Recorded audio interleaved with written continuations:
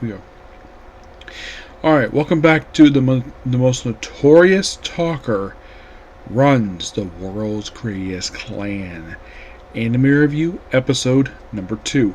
One thing I forgot to mention from the last episode, the healer of the group, the one who was sold off into slavery, Tanya, yeah, it was actually revealed by Walter that, despite the fact it's kind of weird how they depicted it here, Walter had a thing for her, but she had a thing for Noelle. Which, of course, basically, he doesn't think about that. Aside from that, I think that was the only thing I forgot from last episode. So, this episode, basically, you see him at the Orc Bar, where he is just, being talked to by the leader of, Lightning Bite, Wolf. We're like, oh, join our party. He's like, sure, if I get to be your leader. Like, and apparently the whole party agrees, and this is kind of funny. And then we have a new character pop up here. Yes, a woman by the name of Alma Jurgal, who she claims to be the granddaughter of Alcor. And of course, basically, she goes, "Oh yeah, I know you're the grandson of Overkill, of Overdeath, because your grandfather fought my grandfather, and your grandfather chopped up my grandfather's arm." Your revenge? Nope. Just want to join a party. And then a guy named Logan comes up. He gets a copy of him, and of course, basically, Noah's like, "You're hired." Yeah. So then he takes this beautiful dark-skinned woman. Yeah, there's no denying. In fact, she's gorgeous. They're like, okay, so he does explain with his previous party. It took him like a half a month, basically, to adapt to his buff skills. And her task is to use her abilities to capture a horned rabbit. An iron horned rabbit. Use her ability, of course, she's a scout, C rank. And also, she's a trained assassin. So, oh, by the way, the one thing before all this happened was that she reveals to him that she was cast out of the society by the new person in charge of the Society of Assassins, because he wants to take them in a new direction that she doesn't agree with. Basically, he wants to make them a government agency, which is something she doesn't want to do, and then she was basically kicked out. Though it's actually something else is going on here. They do this in flashback in episode 4. And of course, she eats a fried bun. They think like it's not a rare delicacy. People eat it all the time. So then it's like, oh yeah, like, what important intel? And then he basically tests her ability by, taking care of, rabbits. Like, big one. Nope. She managed to knock out 13 rabbits. And it's like, do we need more experiment? No, we're good. And then they proceed to go to a village that him and his party previously visited a year prior to the events of the series. We see the mayor, where he forms, because apparently it's a bandit's job. He actually does this in episode 3. Some of the stuff related to Seekers. So there's more explanation of lore in the next episode. So Seekers hunt thieves, kill beasts, hunt for treasure, do exploration, stuff like that.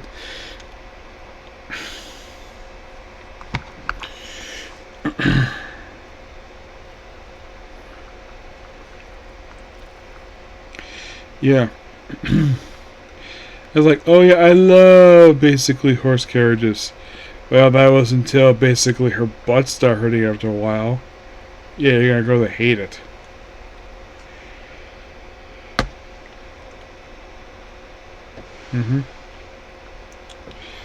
Yeah. I thought this was kind of funny. Oh gosh, yes, this was so funny. Yeah. And of course they try to stay in various inns, and Then they managed to find it in, which of course they managed to get into.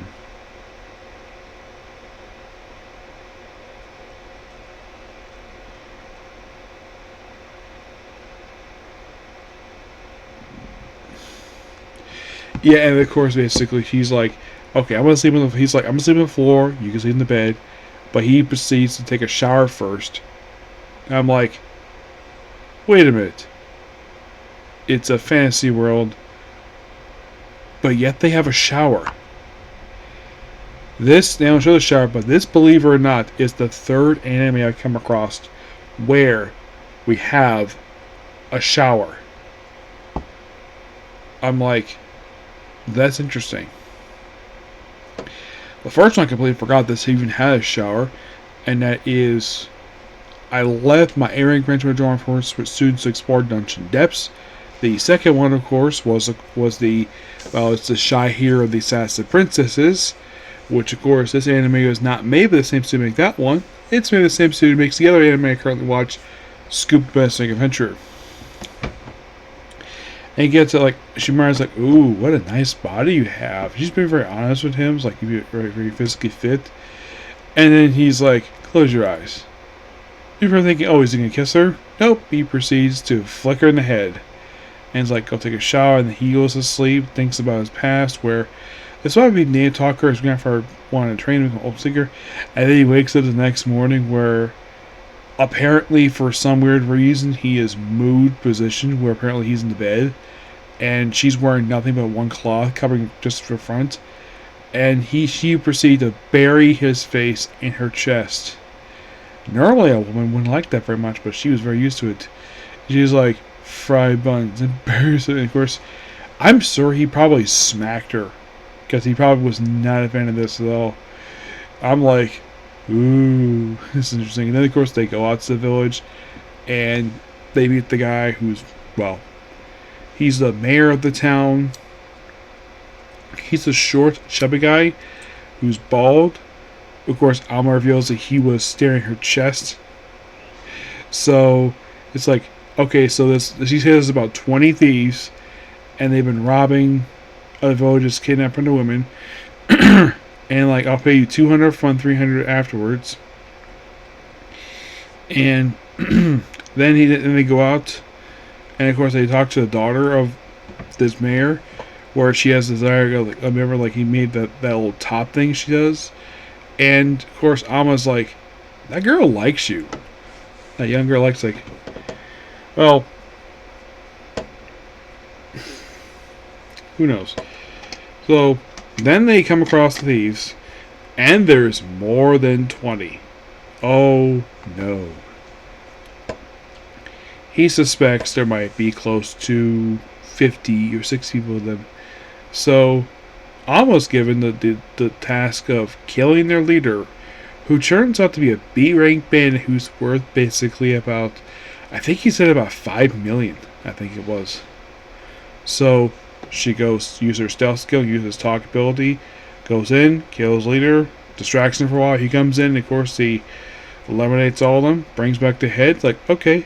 So it's like, how about that rest of that payment? It's like, oh, we have dinner first. And then of course basically like, this is something he brings us some wine, bring on one occasion, and he instantly figures out that, oh yeah, this wine is poisoned, because he can smell it. Alchema basically is immune to it. So it's like, and then it's like, oh yeah, you're gonna kill me, and of course basically it's like, they use confession on him, which of course he did just 2 episodes ago with Tissia.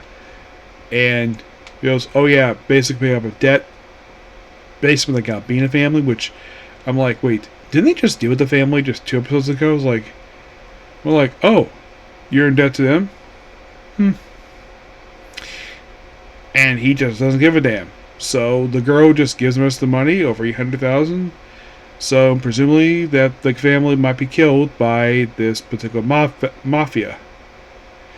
Yeah, it's kind of weird to hear the term mafia in a fantasy setting. And I'm thinking, like, watching this, is this like an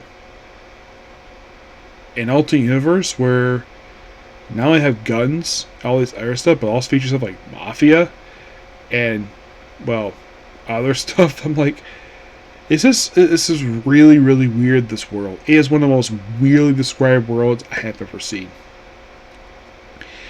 Then this motherfucker, she wants to convention course to China for a while, and then it's like, and then because basically he left him broke because her father tried to kill him, and Alma for their money and gear, she declares as well she wanted to become Seeker. She declares she hates Seekers, and presumably they might be killed off screen. And we go flashback, reveal Asuka is not the granddaughter, but actually the man's daughter, because apparently her mother was actually one of the women he took from various villages, and he had multiple children. I'd say about a good 20 of them, which of course he basically trained them all to kill themselves so he can become a proper successor. And she did this for 21 years. And she's like, oh yeah, you're strong, but not fit basically the current standard. So that part was true, the whole thing kicking out. And of course just, oh yeah, seek out the grandson of over death. And his name is Noel Starda. Oh yeah, by the way, in the episode, he calls her big-breasted, I think it was like, big-breasted bimbo. And he calls that twice to poke fun of the fact she's got a big chest. Yep, that's pretty much what he does here. I gotta say, it's still a bit dark, this show. Yeah, he's still a dick. But it seems like every couple episodes is like, yeah, he has to do something really dark and involve basically like, first it's all the slavery, and then basically he loses a family that had been killed by mobsters. I'm like, you're probably thinking the way I describe this, I should just drop this show, but I'm like, but for me, I don't drop shows. I'll stay to the finish line. I mean, there's only 8 more to go, so and from what I read, it is not. It should improve from this. Hopefully, he can stop being a dick. Well, I think he probably does. Well, he does just a little bit. Yes, so that's all about pretty much a particular video. Please be sure to like, comment, subscribe, turn notifications. It's getting a bit late. I have to get up 6 a.m. tomorrow for work. So tomorrow, hoping for more of this. 1 comic card ready to go, plus 3 brand new anime.